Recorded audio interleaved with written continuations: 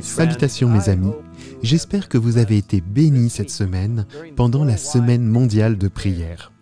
Et maintenant, alors que nous arrivons à la fin de cette semaine spéciale, nous avons une merveilleuse occasion de poursuivre les bénédictions en participant à l'offrande annuelle de sacrifice du sabbat 14 novembre. Vous vous demandez peut-être, comment le sacrifice peut-il être une bénédiction ?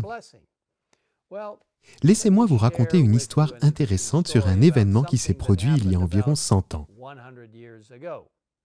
Au début des années 1900, le travail des missionnaires adventistes était florissant. Les missionnaires quittaient leur foyer en grand nombre, se rendant dans des lieux éloignés pour partager l'amour de Jésus et l'important message des 3 anges d'Apocalypse 14. Puis, tragiquement, la pandémie de grippe espagnole de 1918 a frappé, tuant des millions de personnes et plongeant l'économie dans une profonde récession. Les dîmes et les offrandes ont diminué. Et il n'y avait pas assez d'argent pour continuer à soutenir les missionnaires. Les chefs d'Église craignaient de devoir les rappeler. Ainsi, lors des réunions du conseil annuel du comité exécutif de la conférence générale, qui se sont tenues du 20 au 27 septembre 1922 à Kansas City, dans le Missouri, les délégués ont décidé, dans la prière, de demander aux membres de l'Église de donner 1 semaine de salaire en sacrifice pour couvrir le déficit budgétaire d'1/4 million de dollars cette année-là. Malgré les conditions difficiles du début des années 1920, les membres ont répondu en donnant plus de 350 000 dollars au cours de l'année suivante, pendant celle qui est devenue la semaine annuelle de l'offrande de sacrifice.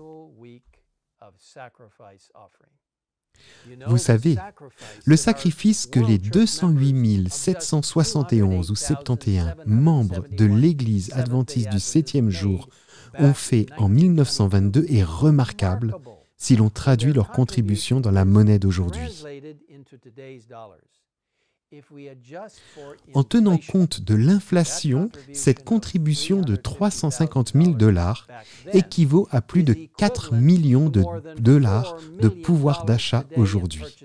Et encore, toujours en tenant compte de l'inflation, cela signifie que chaque membre de l'Église à l'époque avait donné l'équivalent de 20 dollars aujourd'hui, en comparaison des 3 dollars que chaque membre donne aujourd'hui pour la mission.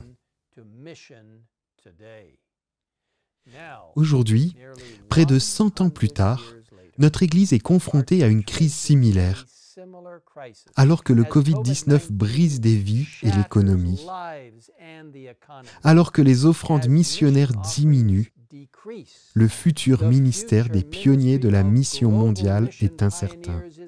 Ces missionnaires, pour la plupart locaux, sont spécialisés dans l'aide aux groupes de personnes les plus difficiles à atteindre dans le monde.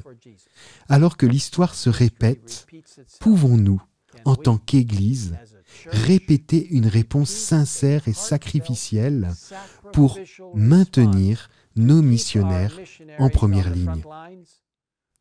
Au fil des 100 ans, cette offrande s'est poursuivie, 100% de l'offrande étant destinée au travail de première ligne de la mission mondiale pour l'implantation des églises dans des régions du monde non atteintes ou peu atteintes et parmi de nouveaux groupes de personnes. Dans le livre « Conseil à l'économe », nous lisons cette instruction opportune. Dans les tout derniers temps, avant que s'achève cette œuvre, les dons afflueront sur l'autel du sacrifice. Des hommes et des femmes considéreront comme un privilège le fait de participer à la préparation des âmes pour le grand jour de Dieu, et ils donneront des centaines de dollars aussi facilement qu'on en donne quelques-uns aujourd'hui. Si l'amour du Christ brûlait dans le cœur de ceux qui professent faire partie de son peuple, nous verrions aujourd'hui se manifester le même esprit. S'ils comprenaient seulement combien est proche la fin de toute œuvre de salut en faveur des âmes, ils sacrifieraient leurs biens aussi facilement que ne le firent les membres de l'Église primitive. Ils travailleraient en faveur de l'avancement de la cause de Dieu, avec autant de zèle que les gens du monde travaillent à acquérir des richesses.